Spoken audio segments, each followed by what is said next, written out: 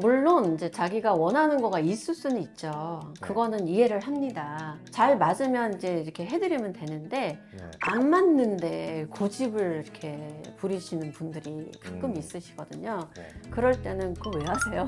이럴 순 없고. 또 이런 시술 하지 마세요 좀 하시는 시술 또 추가적으로 있으세요? 너무 많은데 다 얘기해도 되죠? 네. 선생님 안녕하세요. 네, 안녕하세요. 네, 선생님 오늘은 그냥 저희가 가볍지만 무거운 주제를 한번 가지고 와봤거든요. 네. 네, 그래서 청담모네 대표 원장님이시니까 선생님의 좀 진료 철학이 있으신지 궁금해졌어요. 네, 당연히 있습니다. 네. 저의 진료 철학은 네. 일단 이제 환자들한테 하는 시술이니까 일단 안전한 시술만 해야 된다. 그 다음에 두 번째는 의학적 데이터로 입증된, 효과가 입증된, 안정성이 입증된 그런 시술만 해야 된다. 이 두 가지를 늘 강조를 하고 있습니다. 네. 네. 그래서 그런 철학을 가지신 저희 원장님께서 뭐 어떤 시술을 하는 다른 병원, 뭐 또 다른 병원에서 어떤 시술을 받고 온 환자분들 이런 데이터들이 있으시다 보니까 네. 할 말이 정말 많아 보이셨는데 저희가 그런 컨텐츠를 진행하지 않았었어요. 네. 그래서 오늘에서야 선생님의 감정의 일부를 좀 분출하고자 이 컨텐츠를 준비했거든요. 오늘만을 기다렸습니다. 제발. 네. 저의 진료 철학이 안전성과 의학적 데이터잖아요. 네. 그런데 최근에는 정말 또 여기에 덧붙여서 과장된 시술인지 아닌지 이것도 또 중요할 것 같고, 그 다음에 이렇게 했을 때 부작용은 없는지 이런 것도 굉장히 중요한 개념인 것 같아요. 우리가 환자를 볼 때. 그래서 제가 정말 그 여러 가지 케이스의 환자를 접하다 보니까 마음이 아프고 이제 가슴 아픈 그런 경우가 많고, 저도 이렇게 잘 해야겠다 이런 부분이 굉장히 많습니다. 그러면 그냥 선생님이 생각하실 때 환자분들이 이미 좀 알고 오시는 분들 있잖아요.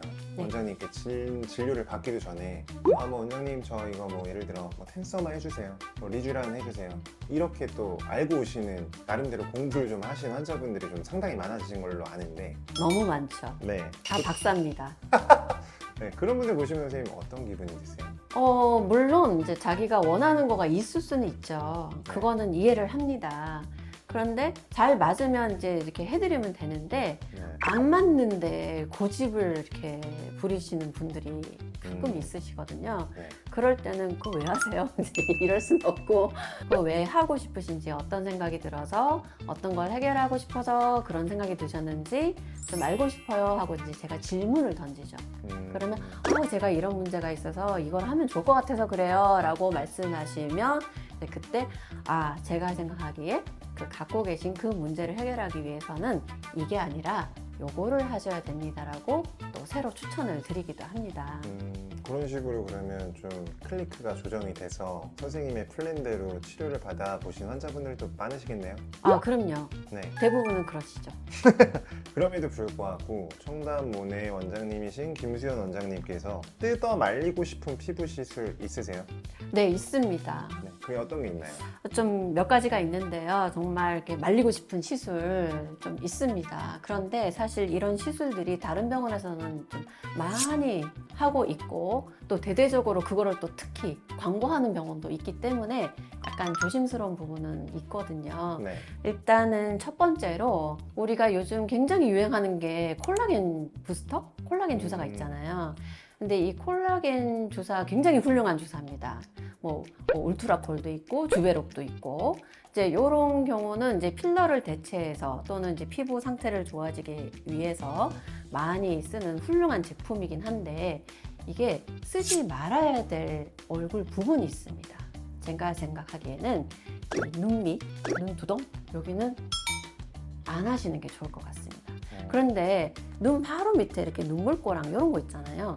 여기에다가 이제 필러가 이제 좀 위험하다 막 이런 잘못된 정보 때문에 콜라겐 주사 쪽으로 좀 이렇게 원하시는 분들도 있는 것 같고, 또 눈 밑 콜라겐 주사라고 해서 또 광고를 하는 데가 굉장히 많아요.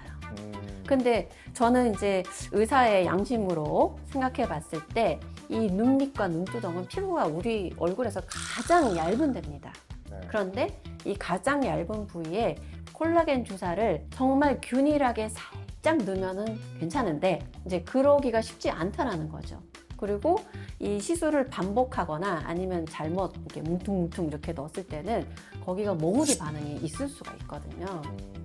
예전에 스컬트라라고 이런 콜라겐 부스터가 있었어요. 근데 그것은 입자가 지금 요즘 나오는 것보다 훨씬 크거든요.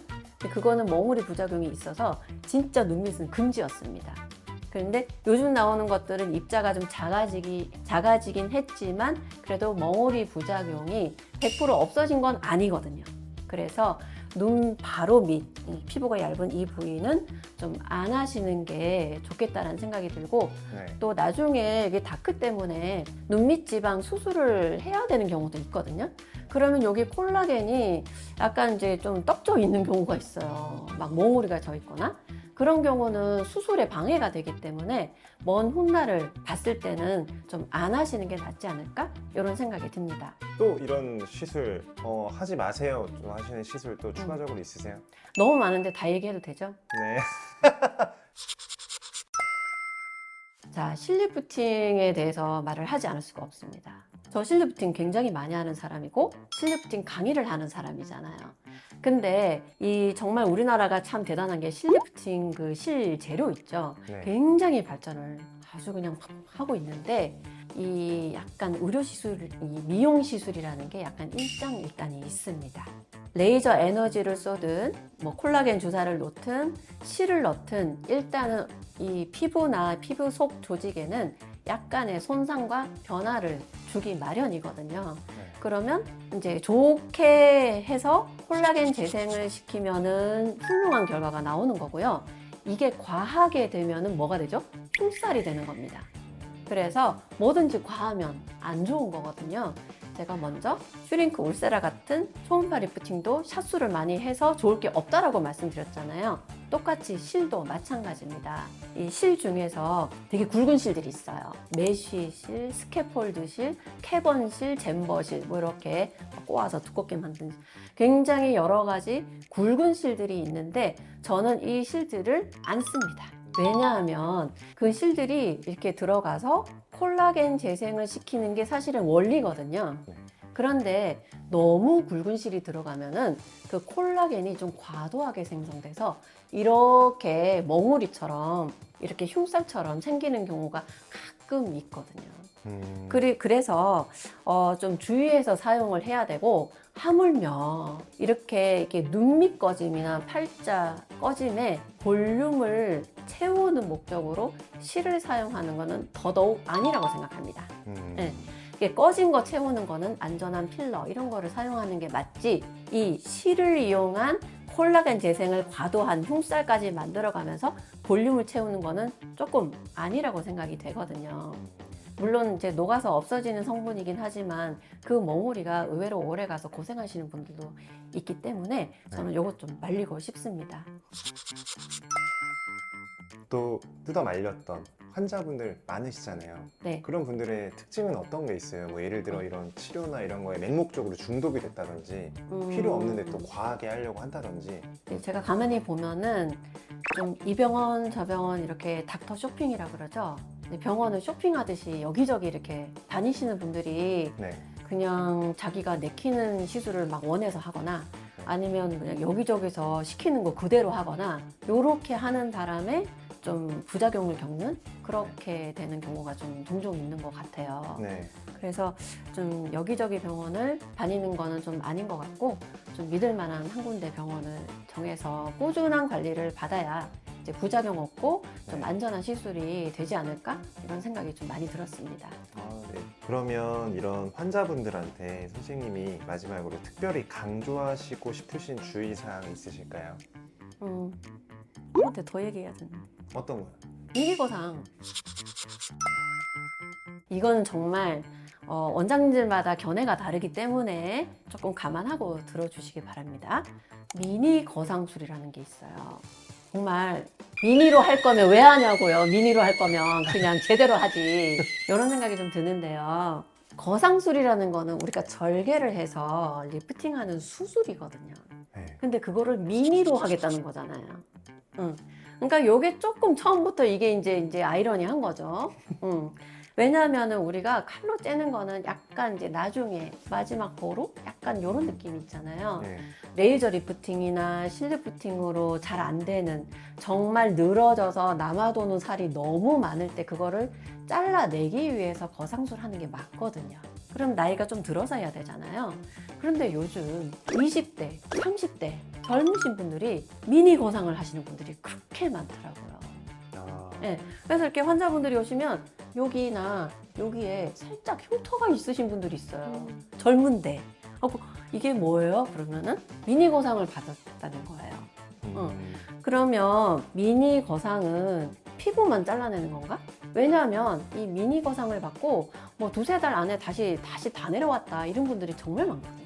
그래서 제가 곰곰이 생각을 해봤는데 원래 거상술이라는 거는 피부를 열어서 피부 아래에 있는 스마스라는 층이 있잖아요. 그러니까 이제 섬유질, 스마스 층을 당겨서 단단하게 고정시키는 목적으로 절개해서 여는 게 이제 거상술이란 말이죠. 근데 미니로 조금만 째서 과연 그 스마스층까지 저 밑에 있는데 접근이 돼서 잘 꼼꼼하게 스마스층까지 리프팅을 할까? 요게 좀 의심스럽다는 거죠. 만약에 그게 잘 되지 않으면 시술 효과가 오래 안 가고 빨리 다시 처지는 게 이해가 좀 가는 부분이 있다는 거죠. 그리고 한번 피부를 열면 어마무시한 흉살이 생깁니다. 그러면 거상술을 하고 나서 레이저 리프팅이나 실리프팅을 하게 되는 경우가 종종 있는데 그때 안쪽이 뻑뻑해서 시술이 잘 안 돼요. 효과가 떨어질 수밖에 없는 것이죠. 그래서 너무 젊은 나이에 칼을 대는 거상술을 하는 것도 말리고 싶고 게다가 이것도 저것도 아닌 미니 거상 하는 거는 좀 더 말리고 싶은 생각이 강하게 들었습니다. 그래서 오늘 꼭 얘기하고 싶었어요.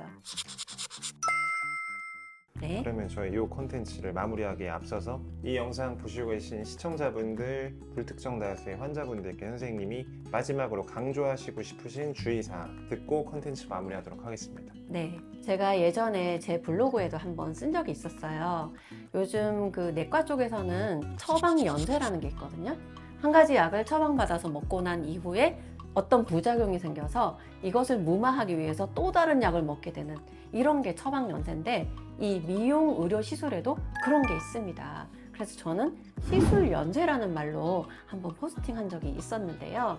이게 이제 환자분들이 이 병원 저 병원 다니시면서 뭐 이것저것 시술을 받다가 어떤 작은 문제가 생길 수가 있는데 또 그거를 무마하기 위해서 또 다른 병원을 찾아가서 또 다른 시술을 받게 되고 이런 경우가 연쇄적으로 발생하는 경우가 좀 많이 발생하는 것 같아요. 그래서 굉장히 마음이 아픈데요. 이런 시술 연쇄를 피하기 위해서는 일단 자기 얼굴, 자기 상태를 가장 잘 알 수 있는 이 주치 선생님을 한 분 딱 정해놓고 그 선생님께 일관적으로 꾸준한 관리를 받는 것을 정말 추천드리고 강조드리고 싶은 말씀을 하고 싶어요. 네. 아우, 오늘 콘텐츠 좀 선생님 어떻게 속이 시원해지셨나요?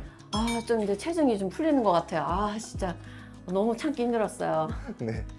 종종 이렇게 조금 선생님이 경고 메시지 보내주시는 거 환자분들을 위한 거니까요. 저희가 준비해 보도록 네, 하겠습니다. 이런 자리 좀 많이 만들어 주시길 바랍니다. 감사합니다. 네, 감사합니다.